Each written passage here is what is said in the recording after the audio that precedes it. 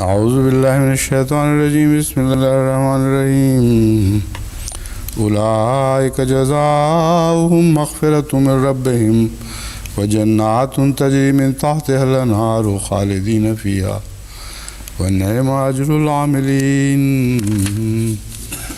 قد خلت من قبلكم سنن فسيروا في الأرض فانظروا كيف كان عاقبة المكذبين هذا بيان للناس وهدى وموعظة للمتقين ولا تهنوا ولا تحزنوا وأنتم الأعلون إن كنتم مؤمنين إن يمسسكم قرح فقد مس القوم قرح مثله وتلك الأيام نداولها بين الناس وليعلم الله الذين آمنوا ويتخذ منكم شهداء والله لا يحب الظالمين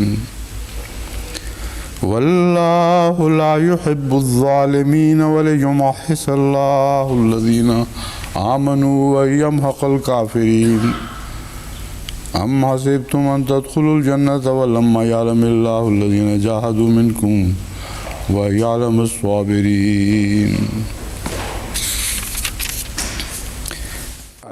Saya akan mengulang beberapa ayat sebelumnya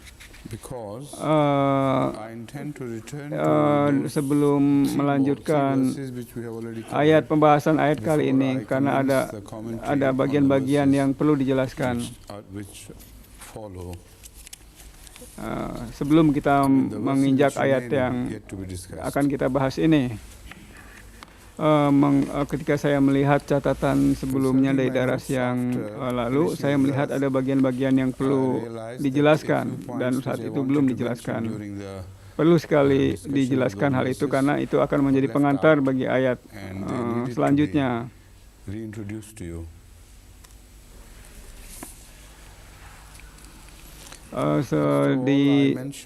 Saya perlu menjelaskan di sini mengenai hubungan antara lafaz gufron dengan gofron. Dengan kata-kata gufru yang artinya dalam bahasa Arab adalah anak safi. Saya sebutkan hal itu adalah sehubungan dengan keadaan tanpa dosa pada diri seorang anak, yang dalam hal ini diserupakan dengan seseorang yang benar-benar telah diampuni oleh Allah Subhanahu wa Ta'ala, sehingga dalam keadaan tanpa dosa. Sehubungan dengan hal itu saya sudah menyebutkan atau mengutip sebuah hadis yang waktu itu sudah lengkap saya bacakan. Saya anggap hadis ini relevan dengan topik pembahasan kali ini, di mana hadis ini menceritakan tentang fadilah bulan Ramadan. Saya ingin Anda semua mendengar hadis yang berbunyi sebagai berikut. حدثني أبي أنا في شهر رمضان قال نعم حدثني أبي. Who is this? Ini dari Aba Salmata bin Abdirrahman. Abu Salma meriwayatkan, saya mendengar dari bapak saya bahwasanya Rasulullah Shallallahu Alaihi Wasallam ذكر شهر رمضان فقال شهر كتب الله عليكم صيامه وسننت لكم قيامه فمن صامه وقامه إيمانا واحتسابا خرج من ذنوبه كيوم ولدته أمه. Sunan Ibn Majah, Kitab Iqamatus Salat. Artinya adalah aku mendengar dari ayahku bahwa Rasulullah Shallallahu Alaihi Wasallam mengenai bulan Ramadan dan keberkahan-keberkahannya dan fadilah-fadilahnya mengatakan bahwasanya bersabda bahwasanya Allah telah menjadikan bulan Ramadan ini bulan untuk menunaikan puasa untuk kalian semua. Dan saya sudah menunjukkan bagaimana puasa ini harus dilakukan, bagaimana kalian harus bersikap di bulan Ramadan ini, bagaimana kalian harus menjalani hidup di bulan Ramadan ini, bagaimana bulan Ramadan ini harus diisi oleh kaum muslimin.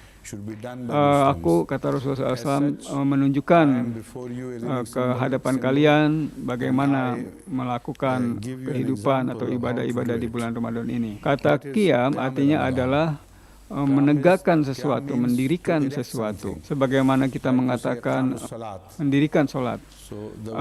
Kata aslinya adalah menegakkan. Arti asli dari kata ini adalah menegakkan atau mendirikan. Sebagaimana yang saya telah sebutkan.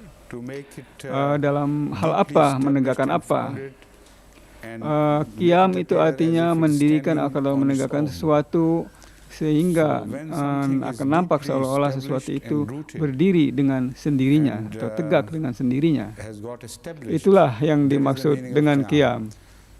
Dan apa yang diserukan oleh Rasulullah SAW pada kalian kaum muslimin, bagaimana bulan Ramadan ini harus dilaksanakan dengan segenap persyaratan-persyaratannya yang mungkin tersembunyi bagi sebagian orang, dan saya menunjukkan sesungguhnya sebenar-benarnya tentang bagaimana harus bersikap dan harus menjalani hari-hari di bulan Ramadan. Setelah mengatakan hal itu, Rasulullah SAW bersabda, "Faman somahu wa aqomahu," barang siapa yang berpuasa di dalamnya dan menegakkannya dengan iman dan ihtisab, dengan berhitung diri, dengan iman yang sungguh-sungguh dan berhitung diri dengan kebaikan yang sungguh-sungguh. Ya, siapa yang berpuasa sebagaimana yang aku jelaskan, sabda Rasulullah SAW, dan menegakkannya dengan keimanan yang sungguh-sungguh, dengan keimanan yang murni, kebaikan pribadi yang tulus, sambil mengadakan ihtisab, mengadakan timbangan pribadi, memikirkan tanggung jawabannya, dia akan akhraja min zunubihi, dia akan keluar dari dosa-dosanya. Kayaumin waladathu ummuhu, seperti saat di mana dia dilahirkan dari ibunya. Di sini kata gufron atau lafaz gufron adalah sesuatu yang dibuat menjadi tak berdosa, sebagaimana bayi yang baru dilahirkan. Itulah sebabnya bangsa orang Arab menyebutkan al-ghufru. Al-ghufru itu adalah nama bagi anak sapi yang baru dilahirkan. Saya menyebutkan hadis ini bukan untuk sekedar mengaitkan lafaz ini dengan makna anak sapi, tetapi juga untuk setiap kaum muslimin yang melalui bulan Ramadan ini, menjalani bulan Ramadan ini dan mempraktekkan spirit bulan Ramadan yang sebagaimana yang telah dijelaskan oleh Hazrat Rasulullah SAW. Sebagai dan di mana hasil akhirnya adalah dia akan seolah-olah akan dilahirkan kembali.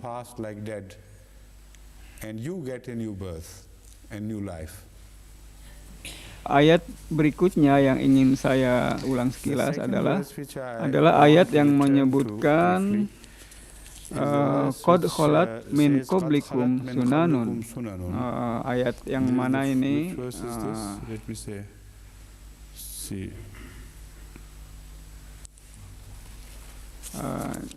Ayatnya ternyata ayat 138. Kon kholat min qablikum sunanu fasiru fil ardi fanzuru kaifa kana akibatul mukadzibin. Saya waktu itu sudah menyebutkan bahwa Hazrat Muslih Maud radhiyallahu an mengatakan bahwa menarik perhatian kaum muslimin mengenai arti pentingnya atau cabang ilmu arkeologi, di mana penjelasan itu dikaitkan dengan penjelasan ayat Al-Quran yang menyebutkan bahwasanya ada sebuah kota yang hilang sepanjang jalan yang merupakan jalur perdagangan yang biasa dilalui oleh orang Arab pada waktu itu. Ini merujuk kepada pengajian darah sebelumnya. Hazrat Muslih Maud alaihissalam menarik kesimpulan dari ayat ini bahwasanya kaum muslimin harus bersungguh-sungguh menekuni bidang ilmu arkeologi, melebihi siapapun, melebihi kaum manapun. Tetapi sangat disayangkan bahwasanya kaum muslimin sendiri tidak tertarik pada bidang ilmu ini, sehingga akibatnya adalah musuh-musuh agama Islam mempelajari ilmu arkeologi ini, bukan hanya mempelajari, malah sangat mendalami dan menjadikannya sebagai sarana yang menguntungkan diri mereka sendiri, yang menguntungkan pihak mereka sendiri, sehubungan dengan mana yang lebih benar, apakah ayat Al-Quran atau ayat-ayat Bible mengenai arkeologi ini. Mereka selalu berpihak kepada memenangkan Bible atau memenangkan Injil, dan menyembunyikan dari masyarakat dan menyembunyikan dari khalayak hal-hal yang menguntungkan, yang bersesuaian dengan kebenaran statement-statement Al-Quran. Kecuali pada beberapa orang di sana sini yang sangat kecil jumlahnya, dari kalangan dari golongan Kristen, maksudnya kalangan ilmuwan peneliti Kristen. Ada juga yang mempunyai pemikiran objektif, di mana ada beberapa penemuan yang menunjukkan kebenaran ayat-ayat Al-Quran, dan temuan-temuan ini mereka tidak segan-segan untuk menyebutkannya. Para ilmuwan itu meskipun bukan muslim, meskipun mereka tidak beragama Islam, tapi tidak segan-segan untuk menyampaikan apa adanya. Salah seorang dari orang-orang yang seperti itu adalah, dari orang-orang yang jujur seperti itu adalah seorang peneliti atau ilmuwan berkebangsaan Itali yang pertama-tama menemukan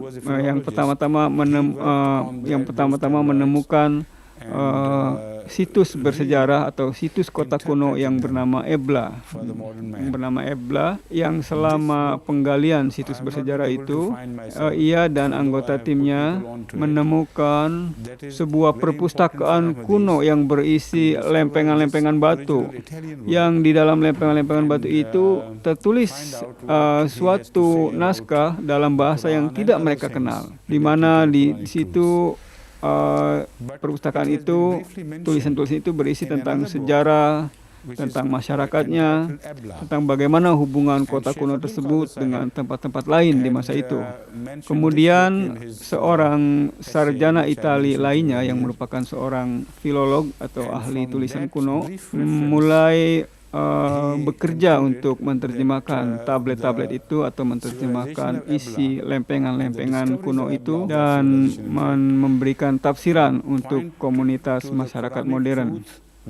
Sayangnya buku ini belum berhasil saya dapatkan, meskipun saya sudah mengirim orang-orang sehubungan masalah ini. Saya katakan sangat penting bagi kita orang Ahmadi untuk menemukan naskah asli dari yang berbahasa Itali ini, dan mencari tahu, mengetahui apa yang dikatakan oleh ilmuwan ini sehubungan dengan Al-Quran dan hal-hal lainnya.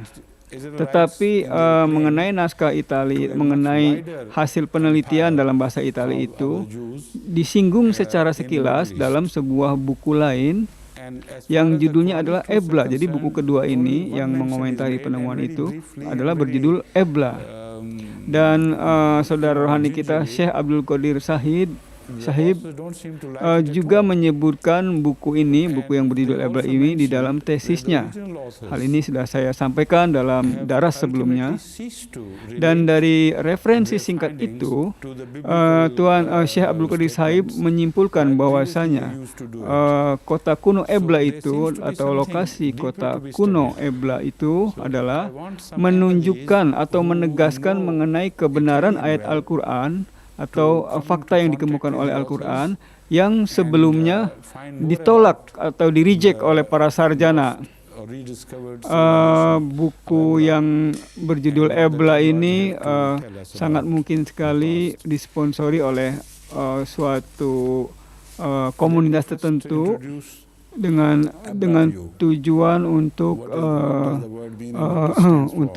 keuntungan kaum Yahudi dan bangsa Israel dalam klaim mereka untuk memperluas kekuasaan yang lebih lagi di Timur Tengah. Dan sehubungan dengan masalah fakta Al-Quran, di dalam buku itu hanya disebutkan secara sekilas dan itu pun sangat dangkal, sangat cetek sekali, sangat ringan sekali. Yang nampaknya mereka tidak menyukai hal ini, dan mereka juga menyebutkan bahwasanya mereka mengatakan bahwasanya hal-hal itu berhubungan dengan statement dalam Injil. Nampaknya ada hal-hal yang perlu dipelajari lebih dalam sehubungan dengan temuan purbakala tersebut, sehubungan dengan temuan arkeologis tersebut.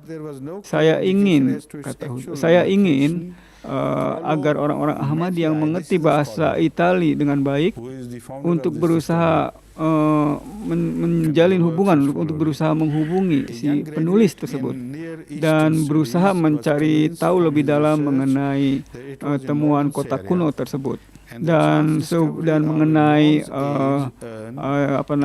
mengenai lempengan-lempengan purbakala yang saya tadi sebutkan. Di sini saya perlu menyampaikan sedikit introduction mengenai sedikit pengantar mengenai Ebla kepada Anda semua. Apa kata itu dan singkatan dari apakah kata itu? Para sarjana yang bekerja atau meneliti bagian situs tersebut yang berada di Near East itu, yang berada di timur dekat itu, menemukan dalam referensi secara tidak sengaja menemukan sebuah kota yang bernama Ebla. Jadi dalam penelaahan mereka menemukan sebuah kota, sebuah penjelasan mengenai kota kuno, kota purbakala yang bernama Ebla, yang disebutkan bahwa kota itu ada kira-kira beberapa ribu tahun sebelum Masehi, kira-kira 2000 tahun atau 3000 tahun sebelum Isa Al-Masih atau sebelumnya. Jadi para peneliti itu menemukan keterangan tentang sebuah kota yang saat ini sudah tidak ada lagi, sebuah peradaban yang sudah tidak ada lagi. Mereka sendiri tidak tahu apakah kota itu benar-benar sebuah kota yang real, kota yang nyata, atau sebuah kota mitos atau kota legenda belaka, kota dongeng belaka. Ya, ketika itu muncullah kata-kata Ebla. Ini sangat menarik perhatian. Ini sangat sangat menarik perhatian. Dan apa yang kemudian terjadi adalah tertulis bahwasanya meskipun demikian tidak ada indikasi yang menjelaskan mengenai di mana letak kota tersebut. Penemu daripada situs ini bernama Metea. Kemudian dijelaskan bahwasanya seorang sarjana lulusan baru mengenai studi ketimuran tertarik mengenai studi Ebla ini yang konon berada di laut utara. Kemudian dia menggali sebuah situs di sebuah lapangan di dekat kota Aleppo, menemukan sebuah situs situs yang berisi peradaban zaman perunggu. Maka hal itu semakin menguatkan keyakinannya. Dan kemudian pada tahun 1964 dia membawa sebuah tim yang berisi yang terdiri dari para arkeolog dan teknisi. Dan kemudian pada tahun 68, pada tahun 68, tadi sebelumnya tahun 64, dan kemudian pada tahun 1968 mereka menemukan sebuah prasasti yang mengkonfirmasikan, yang menegaskan bahwa memang situs tersebut atau kota tersebut adalah benar-benar bernama Ebla, atau memang itulah yang dimaksud, memang bahwa itulah kota Ebla itu. Penggalian lebih lanjut mengungkapkan bahwa kota itu atau kota kuno itu ternyata adalah sebuah kota yang cukup luas dan makmur dan sejahtera. Tetapi meskipun demikian, sifat-sifat atau bagaimana masyarakat kota itu tetap masih merupakan spekulasi di kalangan para ilmuwan, sampai kemudian sampai penemuan berikutnya yang terjadi pada tahun 1974, di mana diketemukan sebuah perpustakaan kuno, perpustakaan kerajaan kuno yang terdiri dari 20.000 lempengan batu atau batu atau perunggu, terdiri dari 20.000 lempengan yang dalam bahasa yang tidak dipahami.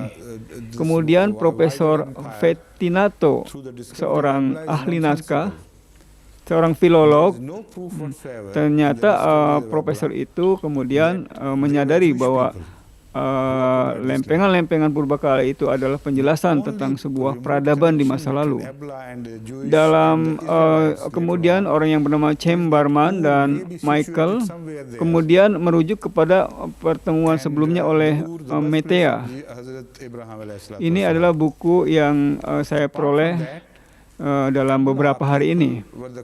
Saya sudah membacanya, di mana buku ini adalah original work atau hasil pekerjaan asli dari Metea yang harus dipelajari lebih lanjut. Dan saya ingin sekali memperoleh terjemahannya sedapat mungkin, jika mungkin.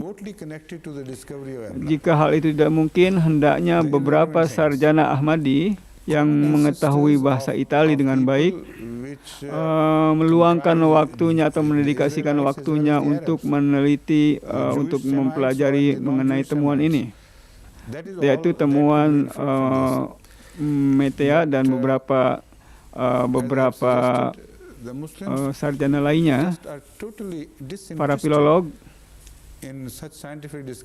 yang nama-namanya saya lupa. Fettinato, iya namanya Fettinato, betul. Sebagaimana saya sudah katakan kepada Anda, saya sangat punya kesan yang kuat sekali bahwa penelitian ini atau penulisan buku Ebla ini disponsori dan didanai oleh kelompok-kelompok Yahudi, kelompok-kelompok Yahudi atau orang-orang kaya dari kalangan mereka, malahan mungkin oleh pemerintah Israel sendiri. Sebab penelitian itu memberikan harapan akan ide atau impian tentang perluasan kekuasaan mereka, perluasan negara atau wilayah mereka saat ini. Satu halaman saya baca mengenai buku ini, bagaimana mereka mengambil faedah dari penemuan ini tahap demi tahapnya, dan bagaimana mereka menyembunyikan atau menyembunyikan hal-hal yang memang jika perlu harus disembunyikan, fakta-fakta yang harus disembunyikan. Sangat mungkin, jadi sangat mungkin, bukan tidak mungkin, sangat mungkin bahwa orang per orang atau sekelompok orang Yahudi telah memanfaatkan atau mempelajari lempengan-lempengan purbakala itu untuk mendukung keyakinan mereka.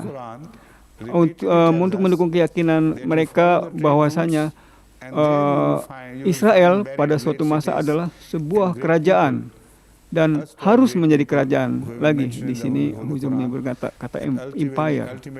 Dan beberapa kelompok fundamentalis Kristen mengkaitkan hal itu dengan kitab Genesis 14 ayat 15. Maaf, Genesis ayat 14-15, di mana dikatakan bahwa kekuasaan terbentang dari sungai Tigris dan sungai Efrat. tetapi sebenarnya tidak ada klaim yang menyebutkan hal itu. Jadi di sini kelicikan selain orang Yahudi, bahwasanya kalau orang Yahudi tidak mengklaim, kenapa bukan kita yang mengklaim hal itu? Demikian kira-kira menurut kaum di sini Huzur tidak menyebutkan kira-kira, tapi demikianlah pemikiran orang Kristen fundamentalis. Di sini ya dijelaskan. Tidak ada bukti apapun dari penemuan situs Ebla ini bahwasanya mereka atau bangsa Ebla itu adalah kaum Yahudi yang menempati tempat tersebut. Satu-satunya hal yang menghubungkan Ebla dengan tempat-tempat atau yang menghubungkan Ebla dengan dunia Israel, dunia Yahudi, adalah bahwasanya kota Ur mungkin berlokasi di salah satu tempat, di salah satu bagian di kota itu, di kota Ebla itu. Dan Ur ini adalah tempat kelahiran Nabi Ibrahim alaihissalam. Selain hal itu, selain fakta itu, selain dari fakta itu, yang lainnya hanyalah selain hal itu, diketahui bahwasanya Ebla atau bangsa Ebla adalah nenek moyang bersama antara kaum Arab dan kaum Yahudi. Ternyata kaum Yahudi atau kaum Jews kaum Yahudi dengan kaum Arab. Maksudnya adalah bahwasanya bangsa Ebla ini ternyata adalah nenek moyang bagi bangsa Semit, termasuk bangsa Arab. Jadi persoalan mengenai masalah agama dan mengenai konfrontasi antara kaum Yahudi dengan kaum Arab tidak bisa dicari kaitannya sedikit pun dari temuan situs Ebla ini. Sesuatu yang irrelevan, sesuatu yang sama sekali tidak berhubungan. Bangsa Ebla yang merupakan nenek moyang bersama kaum Yahudi dan kaum Arab ini, kaum Semit Yahudi maupun Semit yang bukan Yahudi, inilah yang bisa ditarik dari hal itu. Sayangnya sebagaimana yang saya sebutkan, bahwasanya kaum muslimin benar-benar tidak tertarik sehubungan dengan masalah ini. Tentang temuan-temuan ini sama sekali kaum muslimin tidak tertarik. Padahal itu ada kebenaran, padahal itu mendukung kebenaran Al-Quran, yaitu kebenaran yang telah diungkapkan 14 abad yang lalu. Seharusnya orang kaum muslimin itu mengambil manfaat. Anda harus belajar dan mempelajari sejarah dan apa yang telah disediakan sejarah untuk membenarkan kitab suci Al-Quran. Maksudnya apa yang dikatakan oleh temuan-temuan sejarah ini untuk membuktikan kebenaran Al-Quran. Mana referensi yang saya minta itu? Mana referensi yang saya minta itu? Referensi tentang kaum Ad dan kaum Samud disebutkan juga dalam situs Ebla. Jadi situs ini telah dilupakan hampir selama 4.000 tahun. Di sini di buku ini disebutkan bahwasanya temuan ini sangat bermanfaat bagi masa depan manusia.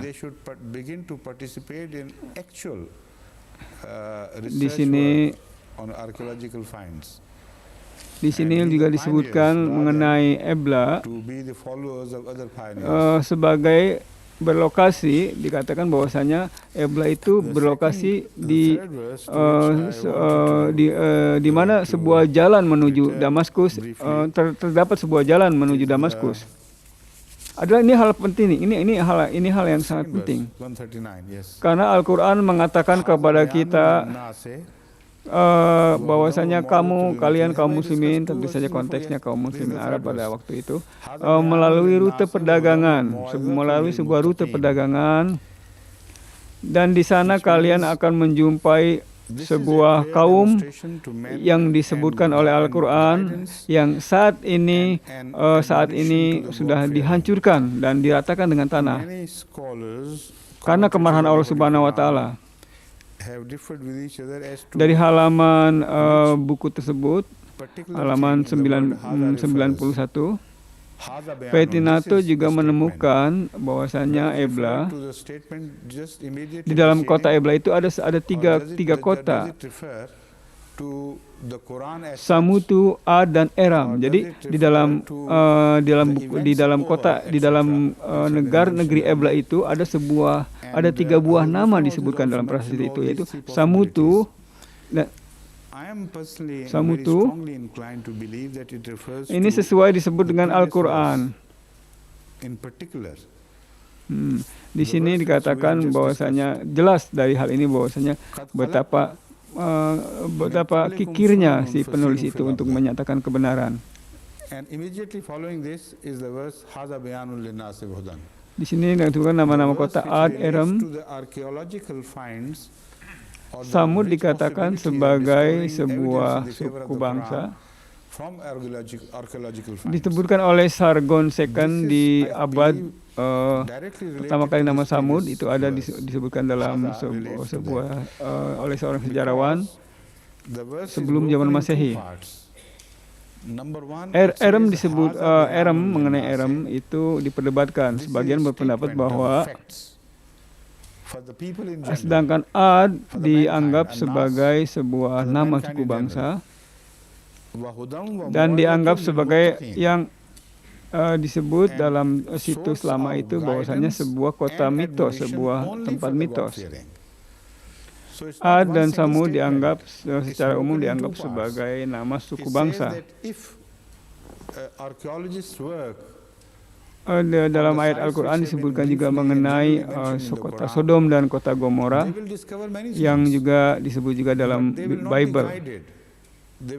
Di sini jelas sekali bahwasanya sang penulis berusaha mengaburkan isu mengenai nama-nama kota ini dan berusaha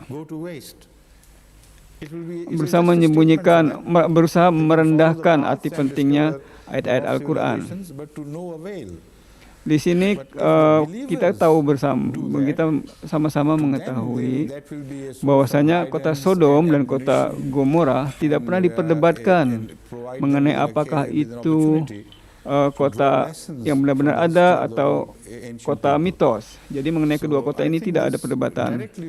Mengenai kedua kota itu Sodom dan Gomora hanya diketahui adanya. Penelitian atau penemuan hanya menegaskan di mana kedua kota itu letaknya atau di mana lokasi kedua itu berada. Mengenai kedua namanya tidak pernah ada perdebatan. Tidak lebih dari itu. Sehubungan dengan akan tetapi dalam kasus Al-Quran ceritanya jauh berbeda, sangat berbeda. Al-Quran telah menyebutkan tentang sebuah atau tentang kaum yang benar-benar telah dibersihkan atau dihancurkan, dibinasakan jauh di masa lalu. Beberapa ribu tahun yang lalu. Dan para ahli, para ilmuwan menolak pernyataan Al-Quran tersebut, yaitu tentang dua kaum yang sudah dihancurkan itu. Para ilmuwan menolak keberadaannya, dengan kata lain menolak kebenaran Al-Quran. Dengan alasan bahwasanya tidak ada bukti apapun, tidak ada ayat-ayat Injil yang menyatakan hal itu, dan tidak ada catatan sejarah yang menyebutkan hal itu.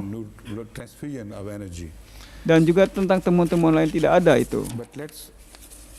Itu hanya buat-buatan Al-Quran saja, kira-kira begitu kata para ilmuwan itu. Mengatakan bahwasanya hanya karangan Al-Quran saja bahwa masyarakat seperti itu ada, kaum itu pernah ada. Dan temuan Ebla ini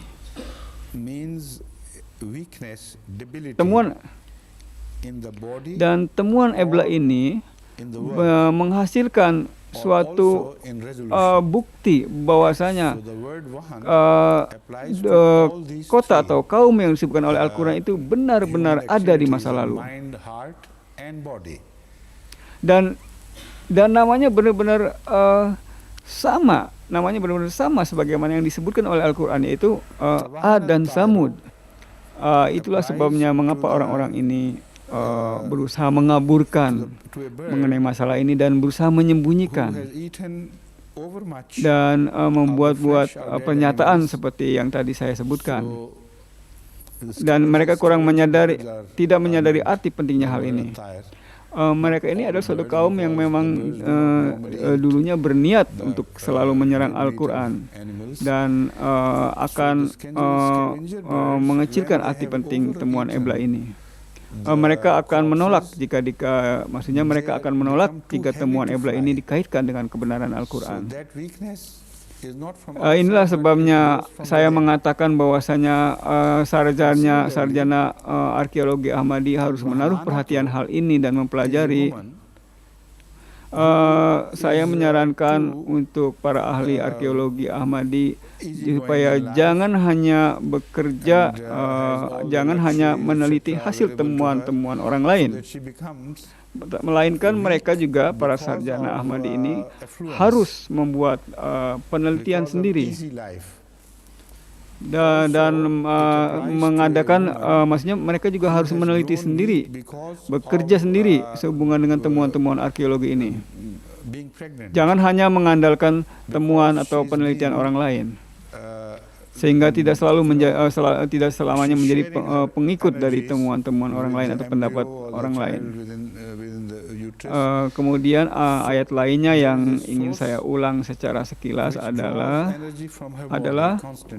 139. Hadza bayanul linnasi wa hudaw wa mau'izatul lil muttaqin. Hadza bayanul linnasi wa hudaw wa mau'izatul lil muttaqin. Yang artinya adalah ini adalah suatu penjelasan yang jelas bagi manusia dan suatu petunjuk dan nasihat bagi orang-orang yang muttaqi. Para sarjana Islam, maksudnya para mufasir, para ulama, itu berbeda pendapat mengenai ke arah manakah ayat ini merujuk, atau peristiwa apakah atau hal apakah yang dirujuk oleh ayat ini. Ini adalah sebuah penjelasan. Ini adalah penjelasan yang merujuk kepada apa yang barusan dijelaskan. Apakah ini hanya penjelasan umum bahwa petunjuk yang dimaksud adalah Al-Quran? Apakah ini merujuk kepada event perang Uhud dan sebagainya? Sebagaimana disebut sebelumnya, Hazrat Muslim Maud radhiyallahu anhu juga menyebutkan ketiga kemungkinan ini. Saya sangat yakin sekali bahwasanya ayat ini adalah merujuk kepada penjelasan di ayat sebelumnya secara khusus, yaitu ayat yang baru saja kita diskusikan. Qad khalat min qablikum sunanun fasiru fil ardi. Dan langsung mengikuti ayat ini adalah huznan. Surat Ali Imran di ayat lain menyebutkan wala yanzunka. Ininya ke sebelah kiri ya? Ya, oke, siap. 1, 2, 3. Saya berhubungan dengan ayat ini dibagi menjadi dua bagian. Hadza bayanul linnas, ini adalah An-Nas, ini penjelasan untuk seluruh manusia. Wa hudaw wa mau'izatul lil muttaqin, dan sebagai sumber petunjuk dan nasihat bagi orang-orang yang muttaqi. Ini dibagi dua bagian. Jika penemuan arkeologis yang disebutkan dalam Al-Quran, there are two different inflections of the same infinitive. In fact, the same three letters used to indicate sorrow of some sort. You know huzn, mahzun, somebody who is sad. and dejected. But in Arabic, this three-lettered word Jika takes form orang-orang beriman menjadikan hal ini sebagai one infinitive nasihat is dan menjadikan hal huzn. ini Infinitive is hazan. jika saja manusia kaum muslimin mengambil nasihat While dari I penemuan-temuan arkeologis itu, the ya jika Anda seandainya saja mengambil pelajaran, also the commentaries of the dan Quran sekarang and ayat the yang surahs, I belum was pernah surprised to dibahas find yaitu ayat that most of the scholars, 141. in almost all the scholars, Wala tahinu wala tahzanu wa antumul a'launa in kuntum mu'minin. Artinya, dan janganlah kamu lesu dan janganlah pula kamu bersedih. Kamu karena kamu atau karena kalian pasti unggul jika kalian adalah orang-orang beriman. I could not believe in this. Hazrat Ibnu Abbas mengatakan ayat ini berhubungan dengan Infinitive and perang Uhud and other infinitive and dan other, bahwasanya and is consistent in the use of bahwa certain inilah yang dirujuk adalah perang Uhud although they are made of the same karena terjadinya source, kekalahan atau there has to be some kemunduran dalam perang Uhud reason. So yang karenanya studying the verses used, I have kaum discovered muslimin something menjadi which, lemah. I must share with you, which is very interesting. Karena itu ayat ini The word hazan bertujuan is applicable untuk memberi energi, untuk menguatkan kaum muslimin. or grief Beberapa arti kata yang digunakan adalah la tahinu. about the Apa itu wahan artinya? not only about Wahana yahinu wahnan which we have received, berarti something which may kelemahan. happen in the future. So where Kelemahan you di dalam tubuh remain worried atau dalam pekerjaan may happen in the future. atau dalam tekad. When there is a Karena itu kata wahan is called hazan. melingkupi keseluruhan And huzn is related mostly to the past. tiga wilayah manusia, yaitu pikiran, hati, dan tubuh manusia. The past plus Pikiran dan tubuh dan hati manusia. But as I have studied all the Wahana tairu artinya words huzn and hazan, burung yang telah terlalu makan burung yang terlalu banyak makan daging binatang mati. Ini ada tentang burung nasar. Bukan tentang semua burung, karena tidak semua burung makan daging bangkai. Burung nasar ketika makan terlalu banyak bangkai, badannya menjadi terlalu berat untuk terbang. Dan kelemahan ini namanya kelemahan dari dalam diri. Dan demikian pula al-wahnanatu adalah seorang wanita yang terlalu easy going dalam kehidupan, suka kepada kemewahan, sehingga dia menjadi lemah, sehingga dia menjadi lemah karena kemakmuran, karena kehidupan yang serba mudah. Juga diterapkan kepada seorang wanita yang menjadi lemah karena kehamilan, karena Anda tahu, karena dia berbagi energi dengan janinnya yang ada di dalam kandungannya. Karena si kandungannya itu menyerap energi secara terus-menerus dari tubuhnya. Karena itu wahana. Intinya kata wahna itu mengandung arti kelemahan yang terjadi baik dari dalam maupun dari luar. Sesuatu yang melemahkan, sesuatu yang kelemahan yang disebabkan oleh sesuatu dalam tubuh namanya wahnan. Karena itu la tahinu, jangan menjadi lesu, jangan menjadi lemah, jangan putus harapan dengan faktor apapun, baik karena faktor luar maupun karena faktor yang dari dalam dirimu sendiri. Allah sangat perhatian kepada kemakmuran atau kemajuan kaum muslimin, dan jika ada kemunduran, jadi ini bermaksud memberi pesan kepada kaum muslimin di masa depan bahwasanya kaum muslimin di masa lalu sudah menjalin hubungan yang khusus dengan Allah Ta'ala, sehingga mereka tidak terkena kelemahan-kelemahan pemikiran. Kelemahan-kelemahan dapat menyebabkan keraguan-keraguan kepada Rasul dan juga kepada Allah sendiri. Karena itu dikatakan bahwasanya kelemahan yang berasal dari diri Anda sendiri maupun dari luar diri Anda harus benar-benar ditolak, harus benar-benar diatasi. Hazan huzn digunakan, huzn maupun hazan digunakan, kedua-duanya adalah infinitif yang sama dari fiil yang sama. Huzn, mahzun, seseorang yang sedih dan kecewa. Tetapi dalam bahasa Arab, dua infinitif ini, infinitif pertama adalah huzn, infinitif lainnya adalah hazan. Dua-duanya mempunyai konotasi berbeda.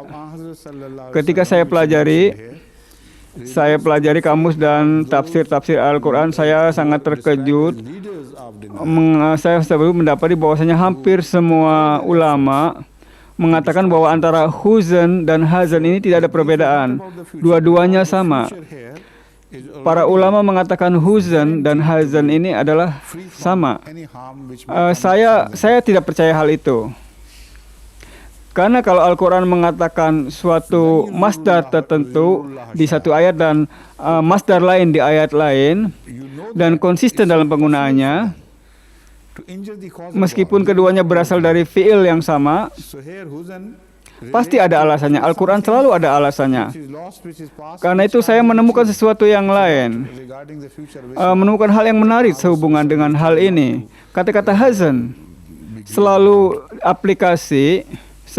selalu dapat diterapkan kepada kesedihan dan kekecewaan yang selalu mengganduli Anda tentang hubungan dengan masa depan. Bukan tentang masa lalu, tapi tentang masa depan. Tentang sesuatu yang akan terjadi di masa depan. Kapan saja Anda khawatir tentang sesuatu yang masa depan, kesedihannya disebut dengan hazan. Sedangkan huzn berhubungan kebanyakan dengan masa depan, masa lalu. Kadang-kadang huzn bermakna tentang masa lalu dan masa depan. Tetapi lebih banyak tentang masa lalu. Hazan tentang masa depan, tidak ada keraguan itu. Sedangkan huzn selalu berhubungan dengan masa lalu. Tetapi huzn kadang-kadang berhubungan dengan kekhawatiran tentang masa depan. Kerugian masa lalu maupun sedikit kerugian tentang masa depan. Saya bisa menunjukkan ayat sehubungan dengan hal ini, yaitu dalam surat Hazana yahzunu huznan. Berarti seseorang sedih atau kecewa atau gundah atau akan merasa gundah atau menunjukkan kegundaan, maka huznan, masdarnya adalah huznan, berhubungan dengan masa lalu. Alat Imran ayat 77 mengatakan walah yajun kalladzina. Huzur sedang menyebutkan Al-Quran, Ali Imran ayat 77. Wala yahzun kayusari'una fil kufri. Janganlah menyebabkan kesedihan bagi kalian mengenai orang-orang yang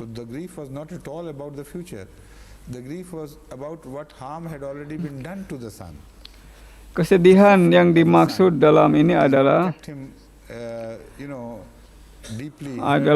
kesedihan sehubungan orang-orang yang kafir itu, karena mereka ditakdirkan untuk masuk neraka, dan neraka itu adalah tempat yang dijanjikan oleh Allah untuk mereka. Di sini kesedihannya bukan tentang masa depan atau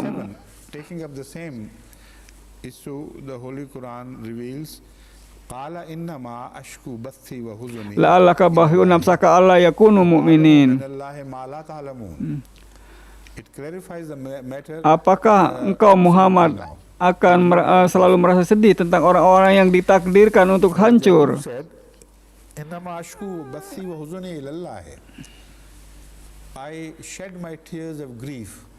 Di sini adalah tentang orang-orang kafir, pemimpin orang-orang kafir. Di sini kesedihan Rasulullah sehubungan dengan orang-orang kafir, nasib orang-orang kafir, dan bukan tentang masa depan.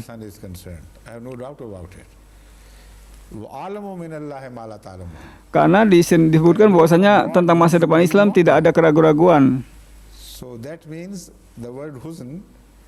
was applicable only to the past. Injury which has already La yanduru loha does syai'an. not mean any concern Sejujurnya regarding mereka the sama future. sekali tidak memudarakan There are Allah. many other such examples which indicate that the word huzn Di sini huzn jelas sekali adalah tentang masa lalu. Tidak ada kaitannya dengan masa depan Islam. Hazana yahzanu hazanan, on the other hand, has the connotation of grief regarding the future. Disebutkan lagi Can support which I have kesedihan Rasulullah SAW adalah bukan tentang ketakutan, innallazina amanu wallazina hadu was-sabiuna wan-nasara, tentang kehilangan kehormatannya, kehilangan kewibawaannya. The word yahzanun here, as you read the verse, very clearly indicate about the future. They may come to Di sini jelas sekali apa yang dimaksud kesedihan dengan tentang masa depan dan kesedihan tentang masa lalu. Di sini huzn bisa berguna untuk masa lalu dan juga untuk masa depan.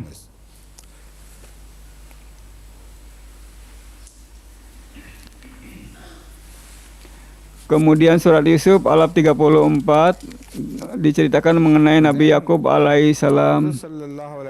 Ya asafa ala Yusuf abyadot ainahu minal huzni fahuwa kadhim.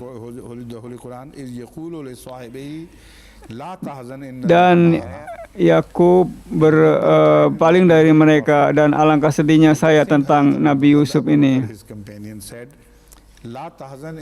Di sini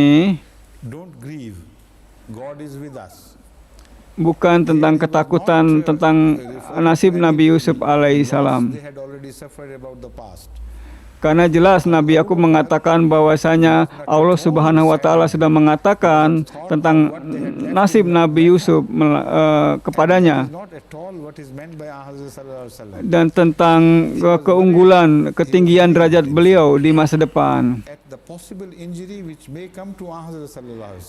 Ya.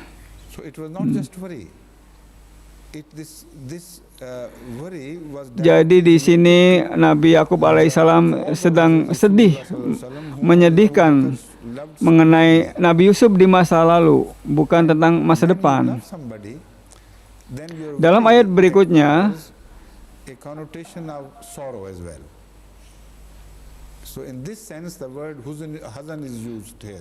ini menjelaskan lebih jauh. Hazrat Yakub berkata, sesungguhnya saya menumpahkan air mata saya di hadapan Allah, bukan kepada kalian wahai anak-anakku, bukan kepada kalian karena meminta belas kasihan, karena sehubungan dengan anak saya, anakku yaitu Yusuf, aku mengetahui apa yang kalian tidak ketahui. Aku mengetahui dari Allah apa-apa yang kalian tidak tahu. Di sini berarti bahwa kata huzn berlaku untuk masa depan, masa lalu, berlaku untuk masa lalu. Kata huzn berlaku untuk masa lalu dan bukan tentang masa depan. Huzn, masdar huzn lebih banyak digunakan untuk masa lalu. Di sisi lain, kata-kata hazan berlaku untuk diterapkan mengenai kekhawatiran tentang masa depan. Saya akan membacakan sebuah ayat untuk mendukung poin ini. Innalladzina amanu, dalam ayat ini, la khaufun alaihim walahum yahzanun. Kata yahzanun ini, sebagaimana yang Anda baca, sangat jelas mengindikasikan tentang masa depan. Mereka takut kalah, takut sedih, takut kecewa. Ini adalah kekhawatiran tentang masa depan. Kemudian Hazrat Rasulullah SAW berkata kepada Hazrat Abu Bakar, yaqulu li sahibihi la tahzan innallaha ma'ana. Dan ingatlah ketika Rasulullah SAW berkata kepada sahabatnya Hazrat Abu Bakar, La tahzan innallaha ma'ana. Jangan sedih, jangan khawatir. Tuhan bersama kita. Di sini ini bukan tentang masa lalu. Hazrat Abu Bakar radhiyallahu an sama sekali tidak merasa sedih. Sama sekali tidak merasa sedih tentang apa-apa yang telah ditinggalkannya di Mekah. Apa-apa yang ditinggalkannya di Mekah. Beliau radhiyallahu an mengkhawatirkan atau menakutkan kemungkinan keburukan yang akan menimpa Rasulullah di masa depan. Kekhawatiran ini berhubungan dengan masa depan Rasulullah SAW yang sangat beliau cintai. Ketika seorang mencintai seseorang, maka kekhawatirannya akan seperti kematian. Kekhawatiran. Jangan khawatir tentang aku, tentang kamu, apapun yang sehubungan dengan masa depan. Ketika Anda khawatir tentang masa depan, maka hazan digunakan. La tahzan berarti jangan khawatir tentang masa depan. Ketika kamu kehilangan harapan tentang masa depan, maka kalian akan kata hazan digunakan. Dalam ayat lain, sahabat Rasulullah SAW yang terlalu miskin untuk mengatur atau menyediakan senjata atau kuda dalam jihad, dalam ekspedisi yang dalam perang yang akan dilalui. Sahabat itu tidak memiliki senjata dan tidak memiliki kuda untuk berjihad, maka dia kembali dalam keadaan hazan. Ya, hazan tentang masa depan. Ya. Tidak ada hazanan ke masa depan. Ketika seorang kecewa karena tidak bisa berjihad dan mendapat pahala, maka kesedihan itu adalah sehubungan dengan masa lalu. Wala tahzan alaihim.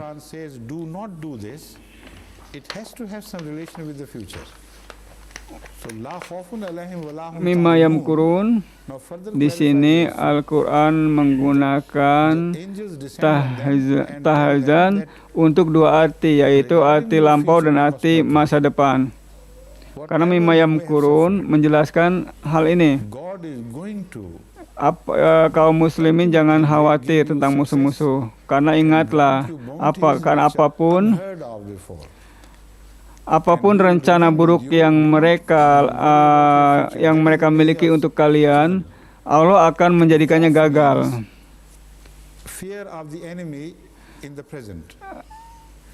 Kalian kaum muslimin tidak perlu sedikit khawatir pun tentang masa depan.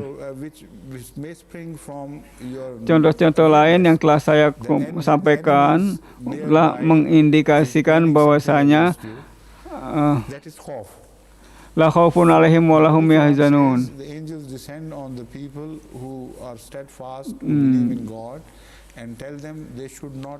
Ini akan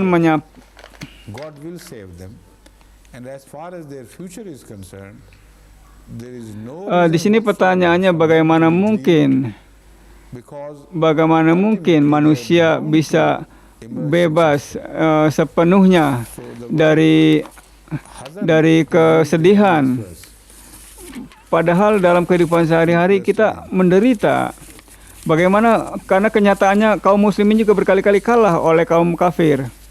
Ya, di sini Rasulullah SAW juga bersedih tentang kewafatan beberapa sahabat. Kekhawatiran tentang kesedihan, tentang masa lalu adalah hal-hal yang biasa. La khaufun alaihim walahum yahzanun. Tentang masa depan, malaikat berkata, kalian jangan takut, jangan khawatir. Allah akan memberikan kesuksesan dan kesuksesan yang belum pernah kalian alami sebelumnya. Jangan takut tentang masa depan. Khauf berarti keras ketakutan kepada musuh di saat ini. Jika musuh merencanakan sesuatu dan kalian disuruh untuk jangan takut, maka itulah makna khauf. Kaum muslimin disuruh untuk bersabar dan jangan takut. Allah akan menyelamatkan mereka.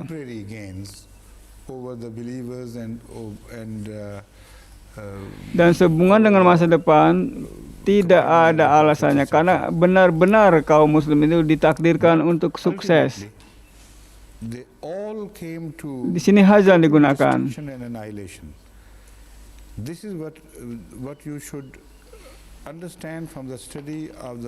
Hazrat Imam Razi mengatakan hal yang sama dengan yang saya kemukakan ini.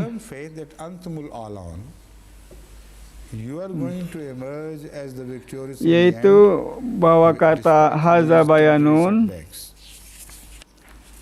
berkenaan dengan penemuan-penemuan arkeologi tentang orang-orang masa lalu, di mana beliau berkata, Qad khalat min qablihim sunanun dan Haza Bayanun faktanya adalah pengantar dari ayat yang sedang dibahas ini. Ayat pengantar dari ayat sebelumnya.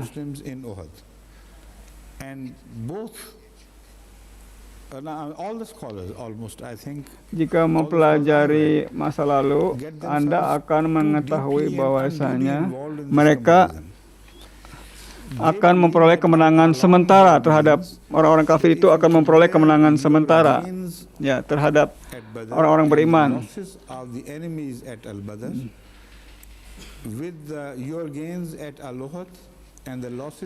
Tapi pada akhirnya mereka akan mengalami kekalahan yang total.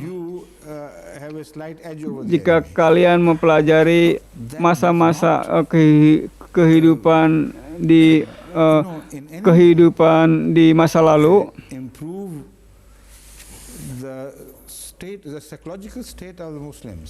kebanyakan para ulama, termasuk ulama Imam Robi, banyak orang atau para ulama yang mengaitkan ayat ini dengan kaitannya dengan kekalahan antara kaum muslimin, kewafatan orang muslimin di dalam perang Uhud dan perang Badar.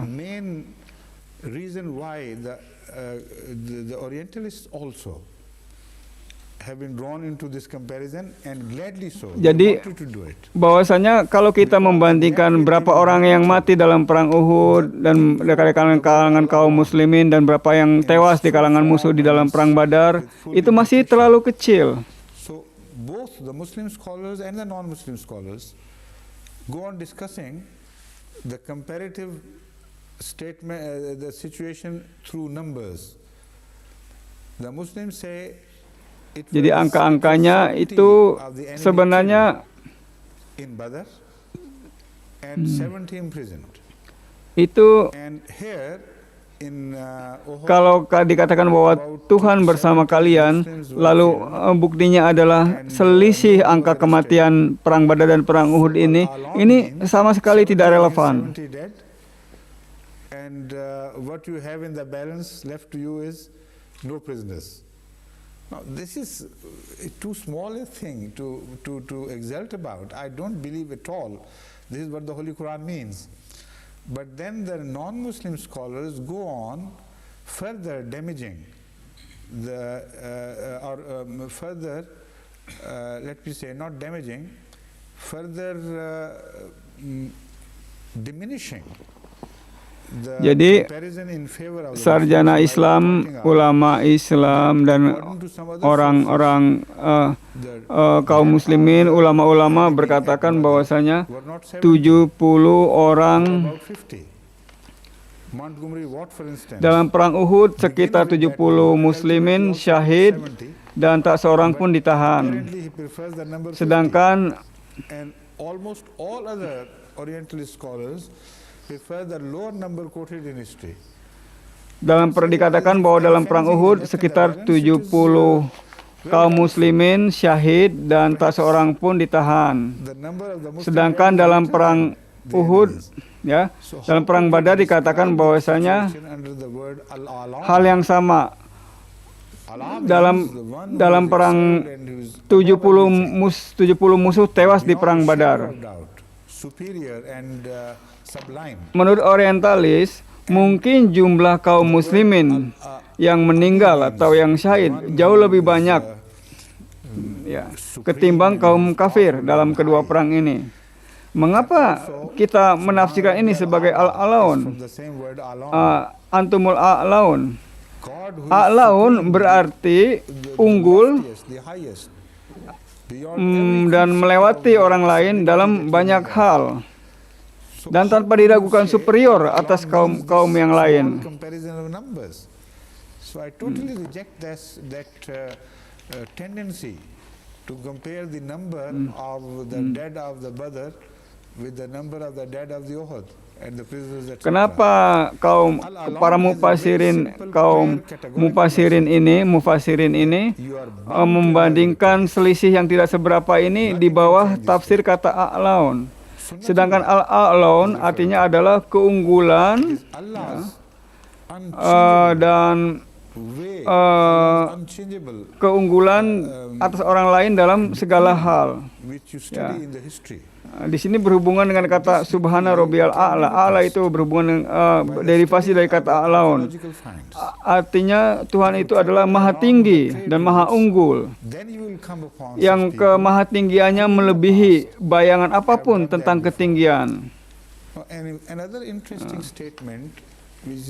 Saya sama sekali meragukan tafsir yang seperti ini, di mana kita membandingkan angka kematian dalam perang Badar dengan angka kematian dalam perang Uhud. Al-a'laun itu artinya Anda ditakdirkan untuk unggul. Ini adalah sunnatullah, merujuk kepada sunnatullah, kepada takdir. Apparent evidence of monotheists. Ini hubungan dengan takdir Allah Subhanahu wa taala, dekret Allah Subhanahu wa taala. Dan dekret ini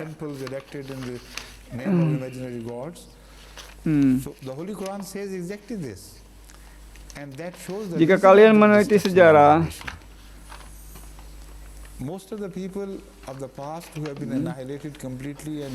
fakta ini adalah ditunjang oleh temuan dari penemuan arkeologi.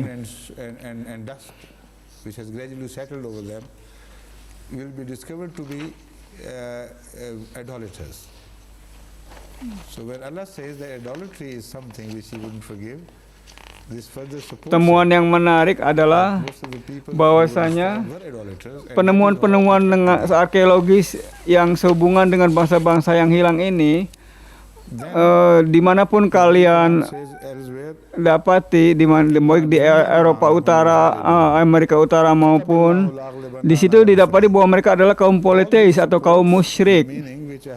Al-Quran mengatakan hal seperti itu. Mereka mempunyai dewa-dewa mitos, mendirikan kuil-kuil. Sekebanyak kaum yang benar-benar dihancurkan, dimusnahkan, yang tersimpan hanya terkubur dalam sejarah, terkubur dalam tanah dan debu. Terbukti bahwasanya mereka itu adalah mereka adalah penyembah berhala.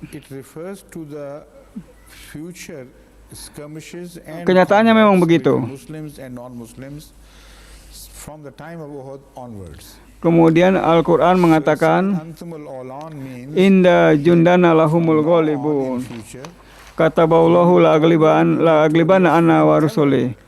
Semua ini mendukung makna al-a'laun sebagaimana yang saya sebutkan. that if you study the history of what happened after Uhud, you will not find a single incident where the Alama Muslims Kurmudi were even mengemukakan defeated. sebuah But I don't think he's right there. Alamah Because Qurtubi at Jami' mengemukakan sebuah we sudut also pandang yang witness benar-benar another baru A temporary reversal sehubungan like dengan Jami' lafaz al-a'laun And, ini, a'launa To ini. say that this was a promise for the future about every skirmish is wrong, because Di mana beliau the Holy mengatakan Quran clearly mentions a sunnah, God's sunnah, and God's sunnah, as I have already made it clear to you, reveals to us that temporary setbacks lafaz itu merujuk kepada pertempuran-pertempuran dan peperangan-peperangan and the followers of antara truth kaum muslimin dengan kaum non-muslim pada masa-masa yang akan datang is always in setelah favor of the perang two Uhud. people, and as Jadi in itulah that you will menurut find Alamah no Qurtubi. exception whatsoever. So let us stick to this positive Beliau quote and let's not menyatakan- get involved into the Beliau detailed menyatakan bahwa debate of what happened after. jika kalian this, perhatikan Uhud. bahwa setelah perang In many Uhud skirmishes, tidak ada after suatu Uhud, peristiwa I pun remember, di mana kaum not muslimin many benar-benar casualties. kalah dalam peperangan-peperangan melawan there was a musuh. semblance of Begitu defeat kata or setback, definitely, Alamah which was Qurtubi. suffered by the Muslims, but Tetapi they did not menurut put it saya, on tears. beliau keliru dalam hal ini. Sebab dalam perang Hunain misalnya, kaum muslimin mengalami kekalahan. Dalam perang Khalifatul Masih Awwal Hunain tersebut, has mentioned, kaum muslimin mengalami it is kekalahan from his notes yang published hampir by mirip Fakhruddin Multani, dengan apa yang terjadi dalam perang Uhud. under verse 140, Maka jika hal ini dikatakan tentang perang Uhud "La atau tahinu ayat nafs ini ke adalah tentang muqabala perang, mein aur dushman ke muqabala adalah mein susti keliru. ikhtiar nahi karni chahiye." Al-Quran jelas menyebut kata ini adalah Refer only to as-sunnah. confrontation with the enemies without, but also it refers to the enemy within. This is exactly what I have Karena already jelas mentioned to you. yang The di, word wahan Allah menyebutkan kata refers to as-sunnah, weakness from within sunnatullah. as well as from without. Dari kata as-sunnatullah, So, jelas bagi in one kita short sentence, as Khalifatul bahwa Masih Awwal has also dalam pandangan bahwa kemunduran atau kekalahan this is sementara regarding adalah internal hal yang weaknesses as mungkin well as the external sehubungan weaknesses. dengan kebenaran dan para pengikut kebenaran. Tetapi kemenangan akhir, kemenangan yang sejati selalu akan diperoleh atau selalu berpihak pada orang-orang yang beriman. But another thing which Dan dalam hal ini has been kita overmuch tidak akan menjumpai kekecualian lain apapun. enlarged and placed out of context. Ada kekalahan-kekalahan setelah perang Uhud. Meskipun tidak banyak, tapi itu ada beberapa kekalahan Such a boost. yang diderita oleh kaum muslimin And ketika they were melawan showing musuh-musuh weakness. non-muslim. I've studied the Hadis history Khalifatul of Masih Uhud Awal very menyebutkan keenly tentang hal and, ini very minutely. dalam di bawah And I catatan have tafsir found no sign whatsoever di catatan tafsir weakening and slackening pada ayat 140 di mana beliau bersabda, La tahinu tidak selalu merujuk kepada peperangan dan musuh dari luar, tetapi juga dengan musuh yang berasal dari dalam. Ya. Ya. Jadi ini sesuai dengan apa yang saya telah jelaskan sebelumnya. Maksudnya yaitu ada musuh eksternal dan ada musuh internal. Ya. Jadi dengan menggunakan sebuah kalimat yang pendek, Hadrat Khalifatul Masih Awal radhiyallahu anhu menyebutkan ini adalah tentang kelemahan eksternal dan juga tentang kelemahan internal. Tetapi ada hal lain yang selalu dibahas dengan panjang lebar dan di luar konteks, yaitu anggapan bahwa kaum muslimin membutuhkan semacam dorongan. Karena apa? Karena mengalami suatu kelemahan. Saya mempelajari sejarah tentang perang Uhud ini dengan keingintahuan yang besar dan dengan detail. Saya dapati bahwa tidak ada suatu kelemahan, tidak ada suatu tanda kelemahan apapun yang terdapat atau yang ada pada kaum muslimin, sahabat Rasulullah SAW yang ikut serta dalam perang Uhud. Yang sebenarnya ini adalah, atau ayat ini berkenaan dengan orang-orang lemah yang tergolong kaum munafik yang tidak ikut dalam perang Uhud. Sebagian dari mereka dengan sangat jelas menunjukkan tanda-tanda kemunafikan.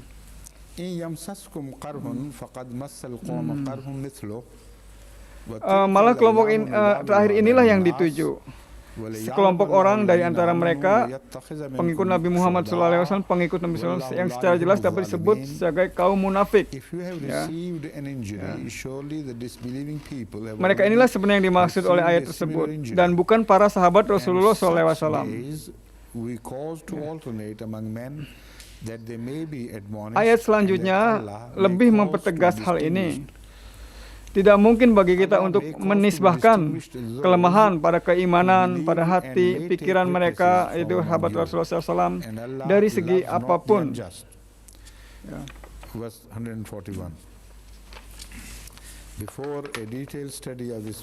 Ayat berikutnya, iyam saskum karhun,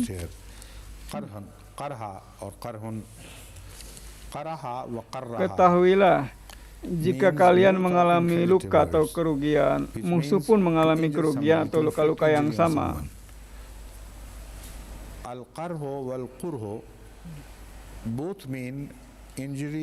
Allah tidak menyukai orang-orang yang zalim. Sebelum mempelajari lebih detail tentang ayat ini, marilah terlebih dahulu kita merujuk kepada beberapa kata-kata penting. Karhun, karha, artinya melukai seseorang. Al-karhu, al-karhu artinya luka-luka. Al-karhu, al-kurhu, dua-duanya mengandung arti luka-luka yang disebabkan oleh faktor luar, oleh senjata misalnya, atau oleh luka-luka, atau semacam luka-luka dan sebagainya. Ya, itu yang dirujuk oleh kata-kata karha. Kariha fulanun bisa berarti kedua-duanya, yaitu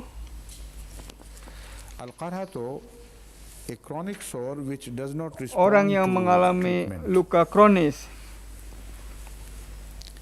Orang yang mengalami luka kronis yang disebabkan oleh senjata maupun sebagai gejala alami biasa dalam tubuhnya karena sesuatu penyakit. Untuk dua kasus tersebut dapat dipergunakan kata karoha. Al-korhatu adalah luka kronis yang tidak dapat sembuh, yang tidak bisa disembuhkan oleh obat atau perawatan. Kariha jilduhu artinya di kulitnya ada semacam penyakit, ada semacam bentol atau penyakit kulit, semacam penyakit kulit. Itu yang disebut dengan kariha jilduhu. Kariha jilduhu, di kulitnya ada penyakit kulit, ada luka-luka, ada pembengkakan. Sedangkan penggunaan kata majazi dari kata karha ini terdapat juga arti majazinya atau arti metaforisnya dalam bahasa Arab. Jika kita melalui sebuah atau suatu jalan setapak dengan sering sehingga meninggalkan bekas-bekas permanen di jalan itu, suatu lahan atau tanah yang lama-kelamaan menjadi jalan setapak karena banyaknya orang yang melewatinya, prosesnya disebut karoha. Kita mengalami luka terus-menerus pada anggota tubuh sehingga menjadi koreng, sehingga muncul borok atau bisul yang terjadi juga jika kita membiarkan asam lambung di dalam perut melukai bagian-bagian dalam dari perut kita, itu juga dirujuk oleh kata karha. Sedangkan tadi yang bermakna metaforis atau majaz, yaitu jalan yang setapak yang terbentuk karena saking seringnya orang-orang melewatinya. Banyak sekali kata-kata yang saya tinggalkan karena tidak relevan dengan pembahasan ini. Karha juga digunakan untuk mengungkapkan proses pertumbuhan gigi pada anak-anak. Karohat sin nusawif artinya anak itu akan tumbuh giginya. Karena biasanya ada pembengkakan pada bagian yang akan tumbuh gigi itu. Atau ada bagian belah, bagian yang retak pada bagian yang akan tumbuh gigi itu. Itu juga disebut karohah. Arti karohah yang lain didapati dalam wazan lain, yaitu iktiroh. Iktiroh dalam wazan iftial. Artinya adalah menggali atau menemukan sesuatu atau menginvent sesuatu, menemukan hal yang baru yang sebelumnya tidak diketahui.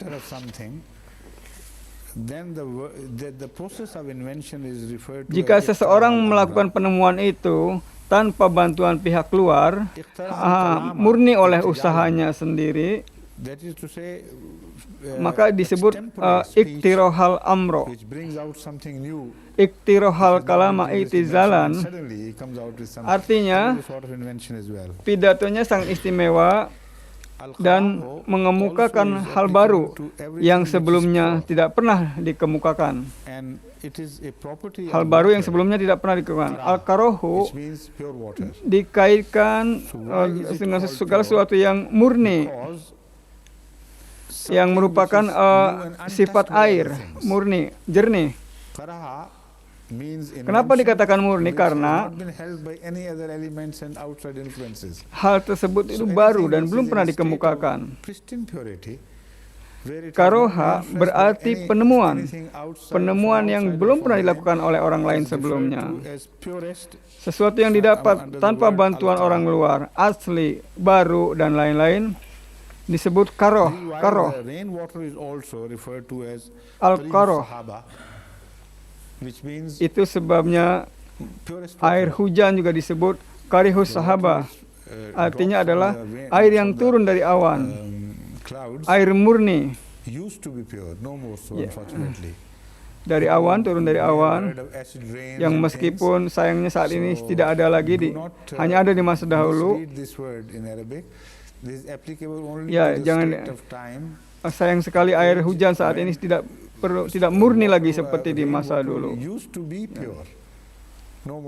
Pertama muncul sesuatu disebut kariha. Suatu benda yang pertama kali muncul, itu namanya kariha.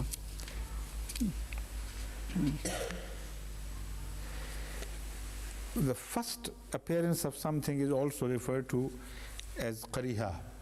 Because it is always the purest to begin with. Sesuatu selalu, karena apa? Karena murni. Sesuatu yang baru itu, sesuatu yang pertama itu selalu murni. Keadaan awal suatu agama juga disebut kariha.